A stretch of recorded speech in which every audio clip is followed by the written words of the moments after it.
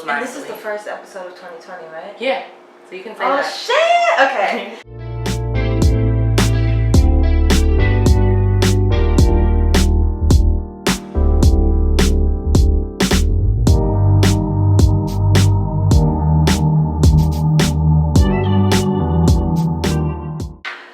Hello and welcome to the first episode of 2020 and the third episode of the Infinite Finesse Podcast with Tanita and Cece. And we're your essential dose of mental health, wellness, and overcoming life's obstacles mindfully from a millennial's perspective. And if you're watching on YouTube right now, make sure you stop the video right this very second. Hit subscribe, like, comment underneath the video, and also make sure that you hit that bell next to the subscribe button so that you get notified every time we post a new episode. Yes, and as you guys already know, we are now available not just on SoundCloud, but on Spotify and Apple Podcasts and Stitcher as well. So if you're listening onto all those audio platforms, please make sure you subscribe or follow us on either Spotify, SoundCloud, as well as Apple Podcasts. So you're also notified every time we upload an episode. Any love will do. So thanks again for you guys tuning in. I'm super excited to have you guys here. Yeah. So in the last episode of our podcast, we talked about our goals for 2019 and if we're able to achieve those. And then we also talked about our future, 2020, and the goals we wanted to achieve and some stuff that we wanted to set for ourselves. And like if we felt a new year, new you thing, was that really do people really hold themselves accountable to it? Does it work for you? So we were just kind of curious to just see if, you can start at any point. Yeah, exactly. Yeah. So as you guys already know, we did hold ourselves accountable for a really quick 4 to 5 day 2020 challenge. So I believe Tanita, as yours was making sure you didn't eat throughout the week. Yeah, and I'll go into mine a little bit. So mine was supposed to be not eating out for 4 days, or 4 or 5 days, however long it was. And it was a little bit challenging. Two out of those days I wasn't able to. I did actually have to eat out because the first one I actually burned my food. I burned my food in the morning because I was trying to do too many things at one time and I was already running late for work. So I burned my food, had to get lunch that day. And then the last day, which was the Thursday, I made my whole entire lunch and I was so excited for it and then forgot it at home. So I had to go eat my lunch again. Yeah, that happens. So would you say, I guess that, I know that it was only 4 or 5 days. Yeah. Oh, what did you kind of take away from it? And then, I know you already mentioned challenges, but what was just the hardest part was just what I took away from it was actually, it's nice to, first of all, I saved money because I wasn't eating out lunch every single day, so I wasn't spending money for lunch every day. Yeah. But I also, I kind of like the process of getting up a little bit earlier just to make your own food and I'm excited to eat it. I don't know, it's kind of a cool process that I enjoy it. But also then some of the challenges was at the same time actually I was intermittent fasting as well, which it basically is you don't eat for a certain amount of hours and then you have a window of hours where you do eat. So I didn't eat from 8 p.m. until 12 p.m. Yeah. And then so then from 12 p.m. and up until 8 p.m. at night, that's when I would So you're squeezing your breakfast at 12 or were you? Yeah, so basically at 12, I would either just get a quick snack where I would just eat an apple or something small, and then I would eat my lunch. And then sometimes it depends. If I would leave work late and then I didn't have enough time to cook anything, then I just wouldn't, or I wouldn't I just wasn't hungry. Those are my challenges. It wasn't really that hard. It's something that I would keep up with. Yeah. I definitely want to make sure that most days out of the week I take my lunch to work. Definitely. What about you?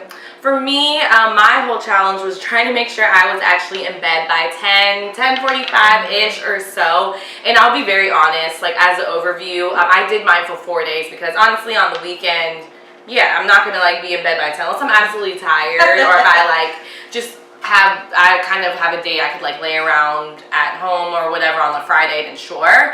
But for me, I wanted to hold myself accountable Monday through Thursday just because I usually have to be up early the next day going to work.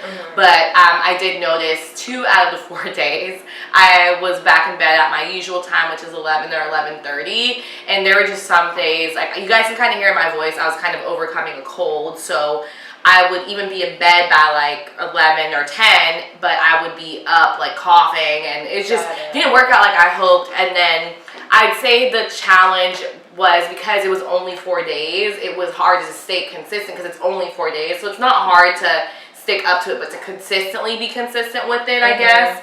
Maybe that's something I can challenge myself on the next one. But I think a big takeaway that I probably got out of that challenge overall was still having to accept that you have to sacrifice one of your things on the to-do list if you are trying to go to bed by a certain time.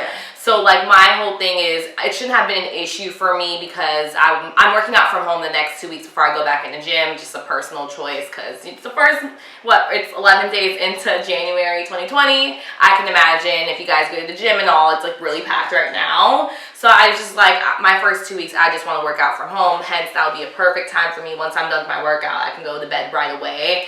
But there was like a very fixable situation that happened where I'm like, oh my God, like I'm kind of annoyed or putting energy on this situation where it's already just like, dude, I could be in bed by now, but I'm choosing to give energy towards this, and it delayed my time from working out, and it delayed just little things like that to where it's just like, okay, kind of reevaluate that, you know, you have to sacrifice something out of that long list, because I have that mindset that I want to get everything done that night. Like, she knows me by now is I'm very fast paced, and that's something I'm trying to work on, but and always needing to find something. But I think my challenge is just really accepting that I need to sacrifice something off that to-do list and be okay with it, because I even said that on our second episode, that if I need to sacrifice working out to just be in bed by on time, I need to do that. But I did not, because I was like, I want to try and stay consistent with this fitness challenge, especially if I'm going to be at home working out. But more of the story, just be better with my time as always. So yeah. So as you guys already know, before we actually discuss the main topic of our conversations, we're only 11 days into 2020, keeping up with current events and stuff. Just be prepared for this little World War III that's going on. I'm trying to make light of the situation. Do not take it serious whatsoever. But keep up with the news, you guys. As you already know, a lot of World War stuff III is going on. I do have to say, like, we say not to laugh. Like, we, I don't know if it's just Americans. Like, people on Twitter tend to say it's just Americans. I think people in general have the tendency to, like, especially on the internet, we tend to take serious moments and kind of, like, make a whole bunch of memes, and all of a sudden everything's hilarious. But, like, you know, there's actually stuff going on. People could be getting hurt and stuff like that. So, you know, just be mindful and, like, just keep others in mind. Definitely. That's pretty much all it's about. And it's all about love. I don't know what's going on right now, but it's all love over here all the time. Positive. Try to stay positive. Make sure you stay up to date with the news of what's going on. Like, 1,000%. Regardless of if you're going to be on your phones all day, just be very present in the situation, but just get off the shade room sometimes and actually look at the current stuff. No shade to the shade room, but there's other stuff that's going on that people just make sure that you're in the loop. There's a time and place for everything. Yeah, definitely. Yeah. The thing we wanted to talk about today is 9-to-5ers versus creatives. And are you able to do both? Does it have to be separate? If you are able to do both, how do you balance? How do you keep a balance without, like, basically driving yourself crazy? Yeah. Do you want to start talking about that? Yeah, so I think like the term 9-to-5ers are just working in a traditional office job.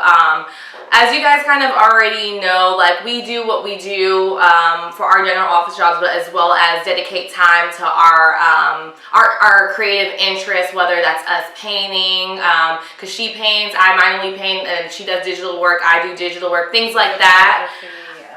So it's just kind of like, how do we dedicate time towards that, but also do what we do on a regular basis? And we kind of know, especially living in like one of the biggest cities, that there is like, there's many different, the older that you get, you obviously can make your interests or your passion or whatever it is into just choosing one or the other, whether you're into like finances or whether you're into the arts in some sort. Can one really do both, like in our instance, because we love what we both do for our general office jobs, but also we have our creative interests on the side that we incorporate from our personal time.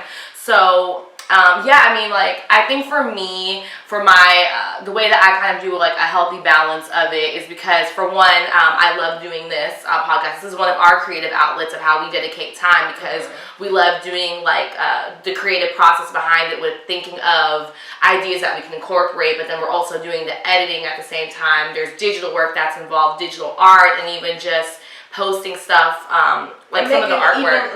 Even just for each episode, we also need to do research. Make sure that we're up to date on stuff, so we can, have something to talk about here. So it's always like, it's kind of like, I wouldn't say, maybe like a stress reliever in a way, where it's like, it's something that keeps your mind off of, or puts your mind on something else, instead of thinking of like your regular day-to-day stuff all the time. Very much so. And I feel like it's helpful that, to each his own. Do not get me wrong, to each his own, of if you want to maybe not necessarily not be in a typical like artistic setting where you need to have that structure, where you need to have like just, having the need to go through the traditional setting of working with a team and things like that, just the structure itself, because it's kind of like looking at it not just necessarily as like a 9-to-5 or the stability of that, versus taking a risk of the artistic self, or the artistic senses of, there's like one, I guess the best way I can say it is, when you're kind of looking at like the left brain, right brain situation, you're looking at as the traditional job itself, of like the office job, or even working as a nurse or something. There is that stability versus the creative route of, where it's like more like a freelance type. It's a freelance, like it's not structured, because you're your own boss. You can work from home. You can do as you please, but you need to understand that you probably may not get a paycheck the next day. You can kind of explain more. Yeah, it's more of like it just feels more of a hustle each day. Like, you wake up every day, and it's not even necessarily an everyday thing, but you can go through periods of like, for months, everything's going great. People are constantly asking for things, or you constantly have work or whatever you're doing. And then you have periods of like, maybe it's just not the season for it, or maybe it's just like, this is not what people are looking for right now. And then you go months of like, you don't get anything, or you get a little something here and there, but it's not anything that's going to pay your bills. So it's like more of a just like, with freelance, a lot of times it's more about making sure that you have a consistent customer base, and just like, not just like, you also do want to meet people all the time and make sure that you're getting more customers, but also making sure that you're having good relationships with the customers you already have. That way those people keep coming back to you, and like you don't have that worry. But just know, either way, it's still a hustle. You're still gonna be hustling all the time, making sure that here, blah, blah, blah. You're always gonna have to like reinvent yourself and make sure that you're not like plateauing. And very much so. Making sure you stay interesting, basically. You can apply it to anything really, whether it's a career or relationship of some sort. It's just a consistency factor, and even that applies to like a traditional office job of a 9-to-5, because you can get hired and fired anytime, even at like a freelancing gig, because if you're at a consistent like client, one of your clients likes your work, you know, one day and then they're not satisfied. Just everything is not be comfortable. Yeah, nothing is really guaranteed. Life can be inconsistent. That's why you do go day by day, but you need to have that drive of staying consistent, whether you're going to be at your office job or doing your doing your artistic gig in some sort. Yeah. So it's just kind of like, I guess, just figuring it out of, you know, it's just truly getting to know yourself and being very self-aware of, this is what I want to do. And if you're very sure of that, like, I really respect people who just know right then and there. Like, we're all trying to, you're figuring yourself out day by day by day. Yeah. And a lot of times I feel like that's also one of those things where it's like, that's what makes the person like the greatest at what they do. Is like the consistent like failure of like shit, or like maybe this couldn't work out, or you know, oh, at this point it's not really going well, but knowing that, you know what, but this isn't the end, I'm just gonna keep pushing, and then I'm gonna get to where I want to be. And I feel like that differentiates the person that, which this is just a hobby for me, versus like, this is really like, I can't live without this. Yeah. You know what I mean? I think the passion and the drive, because there is people who are even passionate.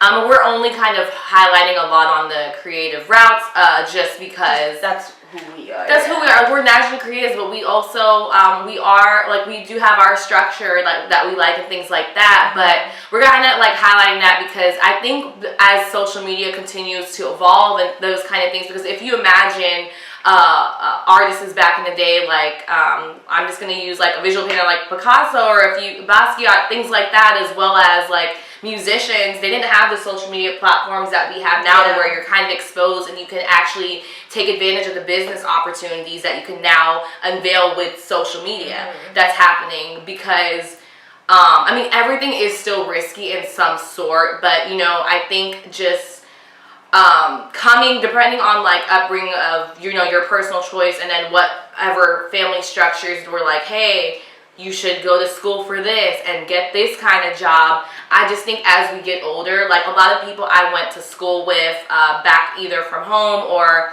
in university days and things like that, I'm starting to see, I never knew that they wanted to do this. Or a lot of people are like hustling and making like, they're killing it at their, they're killing it at their creative job, or they're killing it at their office job. Like I know somebody from back home who is both a teacher and doing great, but then she's also doing good with like her, I think she has her own brand for just creative stuff though too. But it's just like, I think to answer the question of you can do both, I think realistically, I mean, I'll kind of jump ahead and answer, and you definitely, I'm curious about your thoughts, is I think it really is just all about the time management aspect, the discipline, and stuff like that.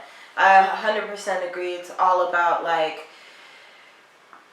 I mean, I 100% think that you can make it work. I feel like it comes with a lot of sacrifices. I feel like it comes with a lot of self-discipline. It comes with a lot of just pushing through, honestly, because there's going to be plenty of times where you're going to come home from work and you're not going to feel like doing anything else. But then you're going to be a couple hours behind the next day because you had this and this to do. Now you have to do the stuff from yesterday and today. And now it's going to take up more of your time, and you're just kind of like, not that it should necessarily stress you out, but it's definitely something where like, for example, I had a thing where I challenged myself, where I would go to work, and then after work I told myself that 1 hour every single day I would do something dedicated to my art, whether that was learning something new about one of the things I'm using, like Photoshop or something like that, whether that was actually painting, whether that was just like sketching a little bit, just like, you know, warming my hands up, whatever it is. Just something working towards whatever you want to do. Whether it's, and it doesn't even have to be like art per se. No, that's something that was for me. Yeah, definitely. Just working towards whatever that you are interested in and that you want to pursue. I feel like you need to take it's because it's not gonna, like, we always kind of have that thing of, like, thinking stuff is just gonna come to us. And like, we're just gonna, you know, oh, yeah, if it's gonna happen, if it's supposed to happen, it's gonna happen. Yeah, that's like 50% of it. The other 50 is you need to work for that shit too. Like, but like you definitely like need to work for it, because it's like nothing. At the end of the day, closed mouths don't get fed. So that's just what it's gonna be. If you're not working towards wherever you want to go, you're not gonna get there. And just like it's just really just sitting down with yourself and being self-aware of literally writing out like what do I want to, or not writing out, just thinking like what do I want to do. Yeah. Even if that's just like if you want to be a doctor, what are the steps that's going to take for you to get there? Because like I said, one of my cousins, a shout out to my cousin Nicole, one of my best friends, I very much told her, and this is the thing though too, is where she works a nursing job, but she's a creative at like heart though too. And I would tell her all the time, like, hey, I'm like, why don't you go back to painting and do whatever it is that you do? So sometimes like during our Christmases, I've given her paint sets because I was like, I miss like you painting. So I got her, like, I think 2 years ago, I got her a painting set, then I gave her one again this year because I was like, I just love seeing you create again. And she even says that it's like a good therapy release for her, but then she also loves what she does for a living as a nurse. So I think, what do you feel about, could you think it's possible to do both? Like, I kind of answered my share of it, but do you think that? No, 100%. It's definitely, I definitely think 100% that I think you can do both, but I do think that one is going to take priority over the other one for sure. I don't think that I don't think that you can put 100% into both. Yeah. That's just how I feel. I feel like one is going to trump the other one. Yeah. And you think, if it comes to a point of maybe one having to choose, you have to choose one over the other, would you think that it would have to come to that point at a point in time of... Yeah, because it depends. It just depends on how serious you're taking it. I feel like if it's something to where you're like a painter or something, but you have your regular 9-to-5 office job, but you're like looking, but that's not really something that you want to do. You really want to get into painting. Then I feel like the painting is something. Yes, you need to take your 9-to-5 serious as well, because that's what's paying your bills. But it's also very important that you work toward, if you know that you don't want to stay there, work towards where you want to go. Yeah. Like, don't just get stuck there and then 20 years from now you're still there and you're unhappy and you're like, I wish I would have, I wonder what would have happened if I would have just, tried to go that route. And you're never going to find out until you figure it out. And the thing, and I feel like a lot of times we also get like triggered a little bit of like, oh, well, now this has turned into a or there's like complications along the way that we think are failures, and like now we have to stop, and like this is not for us, and blah blah blah. And I feel like that's where a lot of times it comes into play, if you really want it or not, because I feel like all of the greatest of the great of whatever subject you want to pick from, they all went through the same failures that we're all going through. They just decided to keep going. Yeah. They just decided to, you know what, this is a failure, but okay, I learned this and this from it. I'm just not going to do that next time. All right, what's another thing I can do? Yeah. And you just figure it out along the way. There's no one out there, literally no one on this planet, who just decided, all right, you know what, I really like doing this, and never had a failure, and it just worked out from the beginning like that. Yeah. It's never happened to anyone. There's always going to be challenges along the way, and is it possible to achieve it though? Yes, I 100% think it's possible. And I think I totally agree with that, because it's just like, we hate failing, but I think that's what fuels us over time, is that's what's going to help make us better, because I think we're all human nature, like we hate accepting failure, but that's literally how we learn, and how we hope that it won't come into the next situation that we get into, because I kind of adopted this aspect because her and I were literally just talking about something just randomly about how I'm just naturally, because 70% of my time, like, I pretty much have to get some rapid results in regards to something, or that's how I naturally work, is just needing clarification on things. But it's also like thinking about the aspect of, let's say if I wanted to, you know, be a music producer or whatever it could be, everybody wants to be an overnight success. They want this stuff the next day. They want to get everything to go viral. They want the numbers. But when I thought about the mindset of, okay, but you want stuff to organically happen and trust the process, you're going to be an overnight success, but think about being an overnight failure. You could literally get it the next day, but then just, I don't want to be an overnight success. Exactly. And then, well, and it's also when it comes to that, it's like a lot of times it's like those overnight successes that we talk about, 9 times out of 10, it's either two things. Either they, it's not an overnight success at all, and they've been working for years and years and years, and it's just not blowing up, so now it's looking like an overnight success, but they've actually been in the game for years. Like J. Cole and Kendrick? Right, or all of those,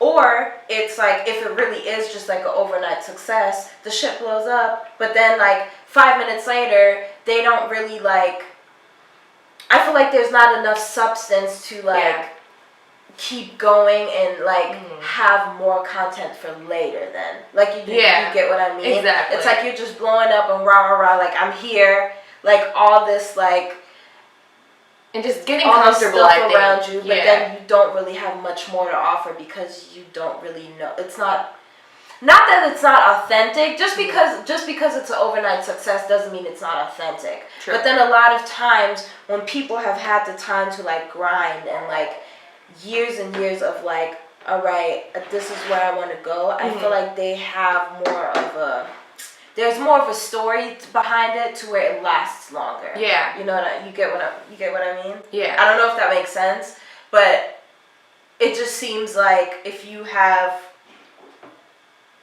more of a story to tell, so people are more intrigued and want to know more about you. Yeah. I very much agree, because I feel like when I'm looking at, I think everybody just has a story regardless. Like I'll know whether I'm like talking to a doctor and I hear their story, or just even someone's artwork, there's always a process behind everything to get to where they had needed to be. Whether you choose to go the a traditional route of a office job, 9 to 5 doctor job, versus like an artwork, there's always a story. And I think it's beautiful to just kind of see how things elevate to the process, just literally trusting the process, but having to, of course, trust it as it presents itself to you. But like you said, having the accountability of actually doing the work to get to wherever you need to be. Yeah. Well, and all I was gonna say was, you just kind of, it also, you need to figure out what kind of person you are. Are you the type of person? Because I feel like, and not to mention, like, we're not saying that one or the other is like, one is better than the other. Like either 9 to 5 or creative, equal. They're completely equal. It just depends. You need to know what type of person you are. Are you the person who, what do you like? You know what I mean? Yeah. Like, you just sit down with yourself, ask yourself, what do I like? What do I like? What do I see myself doing for a long time?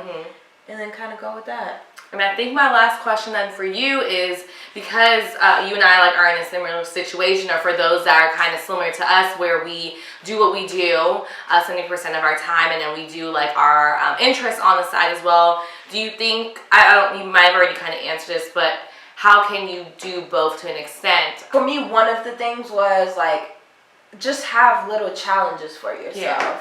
Like one of the things like that I mentioned earlier, where you tell yourself like, all right, 1 hour out of the day I'm gonna dedicate, because I mean, for me, I don't know how it is for other people. For me, my 9 to 5, obviously, it takes like a good chunk, like pretty much all day. I'm at my 9 to 5 pretty much all day. Then I get home probably around like 7ish.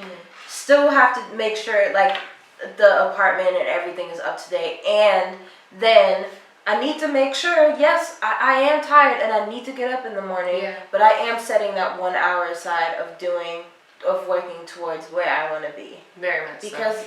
I mean, it just, or else you just kind of, I'm sorry, but you're just gonna get lost in the sauce, and next thing you know, like, it's been 20 years and you still somewhere you don't want to be. And I have like that fear of like, that's something, it wouldn't be for me. I wouldn't be able to do that. Just like knowing I want to do something else, but I'm stuck doing just whatever you're doing. It'll work. It'll pay off in the end, is what I'm saying. And I think for me to kind of answer that question, I think it very much helps.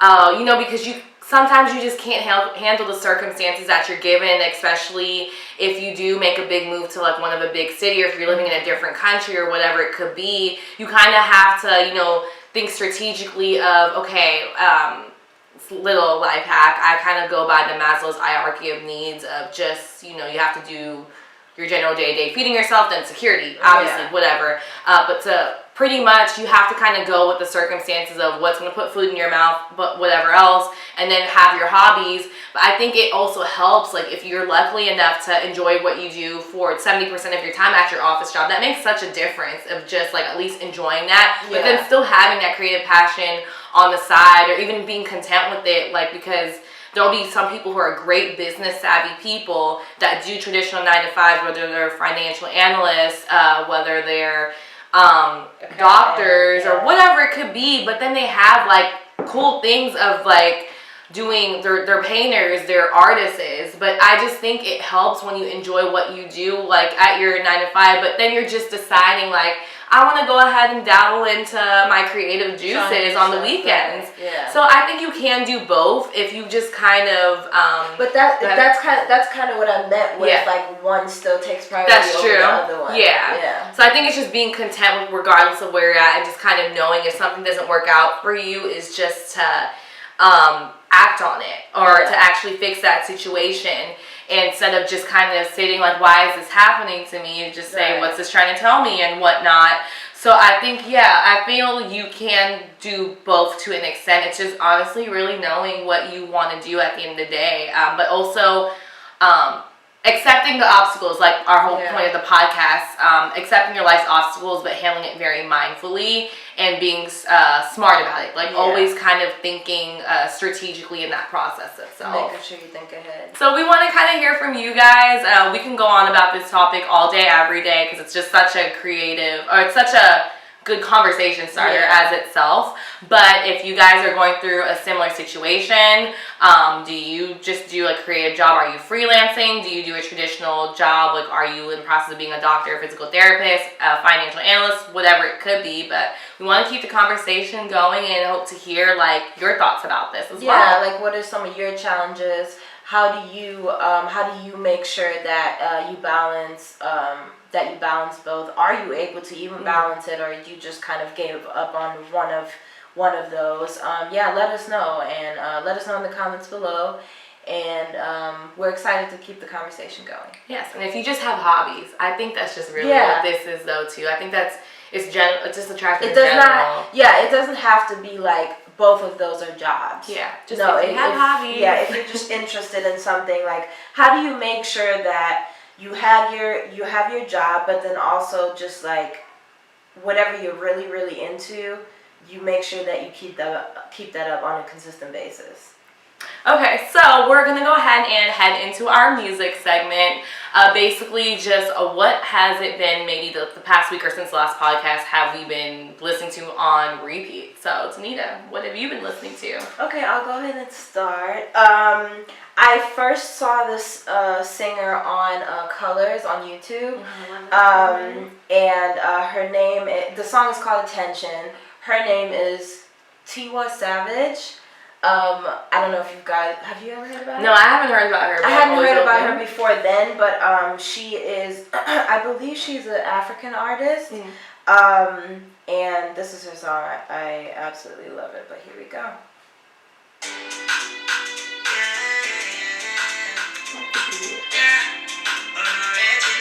I'm going. I like it. It's a vibe. What about you? So for me, this is a song that came out in 2019, and I'm just one of those people where I'll love it when it first comes out and I listen to it on repeat, but then, obviously music videos come out like way later. So I'm sure you guys know this song. It's called Slow Down with Skip Marley and her. I loved it when it first came out in 2019, but then they just released a video in 2020, and oh my god, I love the music video. I saw the video too. It's so nice. I love the video, and I think since then I've just been playing it. Like, I was playing it on the way here. I was playing it just in my apartment. I was playing it when I was sketching yesterday. I was like, oh my god, since the video, that's the thing with me, is once the video comes out and I love the video, even though the song came out in 2019, I'm bringing it into 2020. Right, yeah, no, I would too. I love it, so I mean, if you guys don't know the song, I mean, I can only play literally 5 seconds, because I feel like once YouTube releases a music video, you gotta be careful. So, it's such a vibe, and it's a cute song. So that's what I've been listening to on repeat. And to just kind of, as a fun fact, add, we talked about Mick Jenkins, and now it's a new decade. He just came out with the project for Circus. I believe it's 8 tracks for 2020. Definitely worth listening to if you haven't already. I love the song Flaunt, and I need to get into it after this. Yeah, literally 8 songs. I love him as an artist. So yeah, that's our little music segment for 2020. For our art segment, we wanted to give a shout out to 2 of our favorite artists, or just artists that, not even necessarily artists, but people that just we've kind of been interested in. Did you want to go ahead and say? Yeah, mine is, it is art related, but the funny thing is, and I was just telling her about this, I want to give a shout out to the person who does my nail technician. She goes by Suicide Pink, but she is Josie. So I love going to her, but the thing with nail art itself, it's still art. You're just you're not doing it on the canvas, or you can do it on the canvas. But she actually has a Instagram page with a good following, and she puts a lot of her artwork on there. So I'm always, when people compliment me on my nails, even I kind of don't do with the designs as much. I kind of did this, and it's like different than what I'm used to, but they're just like, oh, I love your nails and whatever else. Yeah. So I'm always quick to be like, I go to this place in Miracle Mile, follow her on Instagram. I love her. I rave about her every time I go. I have such a fun time just conversing with her. So shout out to Josie. Check her page out. She actually has some really good designs. So if you live in the West Coast, in Miracle Mile area of LA, definitely check her out. And what's her Instagram? Her Instagram is Suicide Pink, so it's straightforward, and we will have that in the description box below. And yeah, just want to show her some love. I just literally love raving about her. I'm a happy client, I would just say that. And the funny fact, random thing, we were just talking about this, and we can definitely go into that.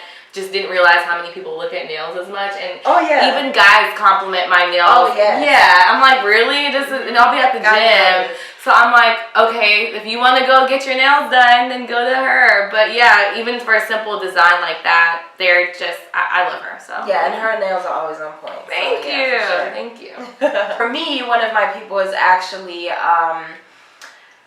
me and her have met through social media, through Instagram. She's an artist as well, and we kind of do art swaps sometimes, where I'll paint her and she'll paint me, and then we send each other whatever we did. So her name is Precious Henshaw, and it's spelled Precious Henshaw on Instagram as well. It'll be in the description box below. But she just does, and I also loved her description of what she paints. She says she paints surreal portraits and figures, and I think it's like the surreal. The painting's really nice of her, by the way. They're super cute. She actually does it with like, I think color pencil. No way. It's like watercolor pencil. Yeah. So she does it with the color pencil first, and then she'll go over it with water and a brush and like make it look like watercolor paint. Yeah. So it's like really cool. I believe she also has a YouTube page, and where she does like tutorials and stuff like that. So if you're on her Instagram, she should have that too, and you can just click on over there and check that out. We're definitely gonna have to follow her, because I love watching. Who was the guy that? It was something Ross, the one that was like Bob Ross. Yeah, like where you just sit there and just paint. I just get so lost into just watching people paint. So I used to do that too. when I was trying to learn like new techniques and stuff, Yeah. I would literally be in my bed falling asleep to like painting YouTube It's videos. so therapeutic. It's so good. Yeah, I love that. Yeah, you just sit there and just like get lost in the pain, and they're kind of, I mean, they're watching you through walking you through the strokes and everything, but there's still like a story behind it. So I just like sit there and just look and get lost in it and whatnot. So yeah. But yeah, those are the people that we wanted to give a shout out to this month. And yeah, go check them out. Let them know we sent you, and that's it. Okay, so we're into our tarot card segment. So Tanita, could you please do the honors of drawing a card from either deck? And of course, I already shuffled it. Don't feel like recording that. So yeah, we cut that out. definitely. So whichever card you choose. I'm a lefty, so I'm gonna go with the left side, and I did this. Okay, these are the 3 of Pentagons. So if you're on YouTube, this is what we drew, or what I drew today. Yes, and then if you're on SoundCloud, we just said we pulled the 3 cards of the Pentagons itself. So as you guys know, she threw the 3 of Pentacles, and this card actually represents the artwork of mastery, completion, fulfillment in some sorts, and she actually pulled the non-reverse meaning. So what this card represents, and if you obviously have had this, please share or clarify, if this applies to you and whatnot. But basically that she's achieved in some success in some sort, whether that was recently or this week or whatever, but it's not just going to be enough to fulfill her, that she definitely shouldn't get comfortable in the situation, but enjoy the opportunity and that success as it comes, but also keep striving and working towards, what's next for you. Yeah. And we just talked about this on the main segment not too long ago. Yeah. So how does this feel as far as, like, do you feel like this applies to you? I mean, I think it definitely does, because there definitely have been some successes that that have come to me in the last couple of months, which I'm very happy about. But then there's also a lot of stuff that I want to work towards and make sure that I achieve. Like there's definitely concrete goals that I want to achieve this year when it comes to like just career-wise. Yeah. So it's very interesting that you just drew that card, because it makes a lot of sense for me. Oh, definitely. And that's why when we just basically said, keep working, don't get comfortable in the situation, I'm like, wow, this actually kind of applied to what we just spoke about. It's funny with what, like, just the timing of everything. But basically, since this applies to her, and she pulled it from this end, the reverse meaning of this is, if she were to pull it reverse, basically a situation, you feel like you need more. Like you necessarily, I don't say you feel stuck, but something just isn't satisfying you to where your completion of whether that was your big project at work or your project for your own personal goal, it's just not enough. So you're feeling kind of just undervalued if you would have pulled it in a reverse meaning, and you need to feel like you need to work towards that goal. Like you're just not satisfied. And it's whether you're getting awarded for a bonus or you just need that external validation from whoever it is that you need. You just feel very undervalued. Had she had pulled it from the reverse meaning. So yeah, you pulled the 3 of Pentacles, and I'm glad. Like I said, it was a good timing. Yeah, and also, this is a general reading, it wasn't just for me, it was just in general. So let us know if this applied to you too. Yeah. I'd actually be very interested to know that. And we just like pulling these cards of the days and things like that, but we do our own little personal readings on the side, but we're not going to share those on the podcast. But it's all just for fun, as mentioned, that don't take anything, like any of these too seriously, but we just wanted to add the segment on here. We also wanted to mention 2 restaurants that we thought were pretty interesting this month. Do you want to go ahead and start? So yeah, mine is actually this seafood place. It's like a cute little hole-in-the-wall spot. There's actually 2 or 3 locations. There's one in downtown LA, one in Culver City and one in Culver City and one in Santa Monica, but it's called Sea Salt. Mm-hmm. I love seafood. I'm pescatarian, so and I love like Cajun food, burritos, things along those lines. So a good way I can explain the restaurant is like they have poke there, which is bomb as well. They have a lot of like Cajun infused kind of foods, and I think the Cali Mex kind of flow to it. I don't really know how to describe, because they have like things from tacos. It's just seafood itself and things fresh off the grill. Mm-hmm. My favorite thing to order there is the salmon burrito, Cajun salmon burrito, because I love burritos and I love salmon, and I love poke too, but I have a whole separate poke love for that. So I highly suggest you checking out this place. It's local. I don't think it's in other cities or other states.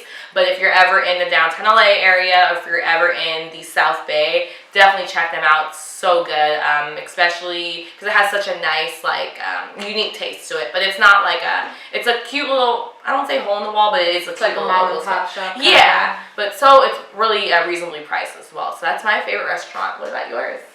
Mine, I'm giving a shout out to because I actually, those 2 times where I didn't have my lunch for work, I actually went there and ordered my lunch from this place, and it's called Mendocino Farms. Oh my god, I love that place. Love that place. Yeah. It's so good. I always get the Impossible Taco Salad from there. And I just had to give it a shout out because anybody who really knows me, when I am buying my food at work, that's what 9 times out of 10 is what I'm getting. Oh yeah. Like I love that. I love that Impossible Taco Salad. Have you? Go ahead. I've also tried the Impossible Burger from there. I believe. Oh, okay. They have like some type of like a goddess burger or something.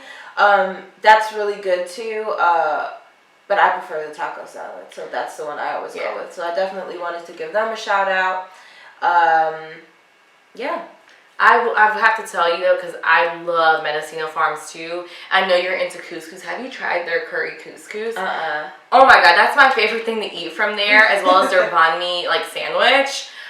It's good, but my favorite thing, you have to try the couscous next time. It's so good. Like I literally can. I don't want to say live off that, but I could eat that for days. I'm just surprised you haven't tried that. I have never even seen it. Totally have to try it. Okay, it's I'll so get it good. next time for sure. That place, Mendocino Farms. Oh my god, I don't know what it is, but that is like that's one. I'm glad like you. They had it in Houston too, right? I don't know if they had it in Houston. If they do, shoot. I thought I saw it there, and then I was like, but I'd never eaten there until I moved here, though. Yeah. But I thought I'd seen it in Houston. Let us know if you're in Houston and you've seen it there. Just let us know. But yeah, it's really really good. Check it out if you're in the Cali area, because I know for sure they have it here. Yeah, I think it's just the West Coast thing. I don't know, but oh my god, like I've never been more into sandwiches and stuff like that till Mendocino Farm. So that was a good thing. All right, those were our shout outs for of the restaurants this month. So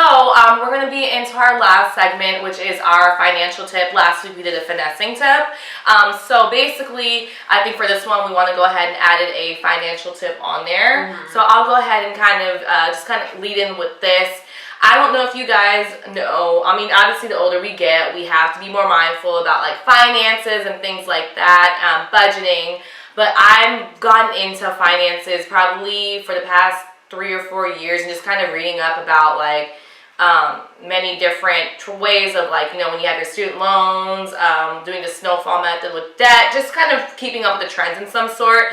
But I always wanted to have a way to keep track of just budgeting in general, because I think that no matter where you're at, the older that you get, especially once you have like a family and things like that, or if you have a significant other or kids, you kind of can't get comfortable like living as if you're independent or single on your own. You have to obviously live within a budget, or just know your budget in general.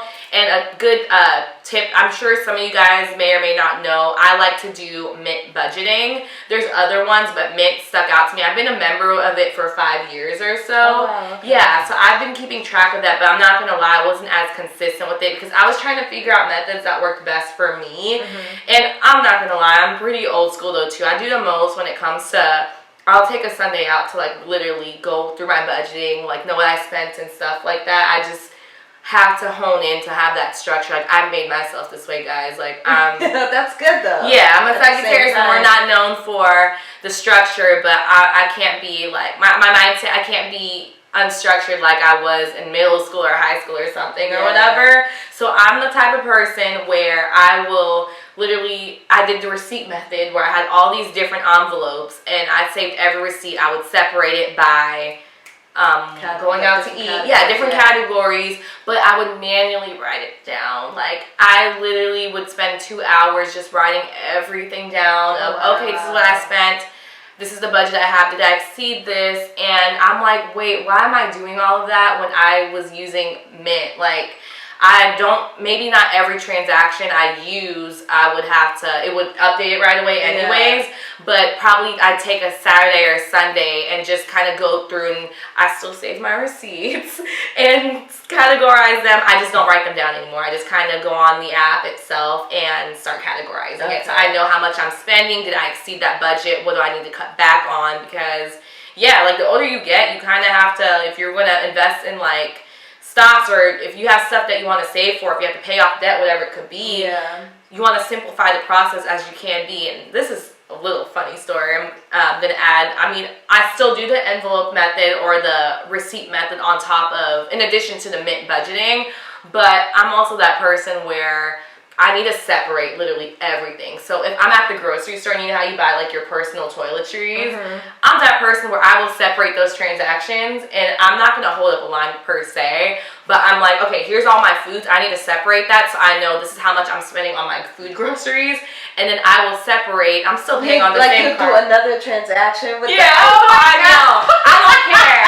I will literally be that person where I'm paying on the same card. I'm like, this is separate transactions, and then somebody will be looking at me like, is she serious? I'm like, yeah, I'm serious, because I need to know this so I know if I'm spending more than what I need to be on like my... I mean, at the end of the day, it makes it easier for you, because then you don't have to go through the receipt and separate it from... That's what I was doing when I was writing stuff down. So, that is like a good little financial tip, is if you are trying to do budgeting or keep track of your budgets, definitely look into the Mint budgeting tool.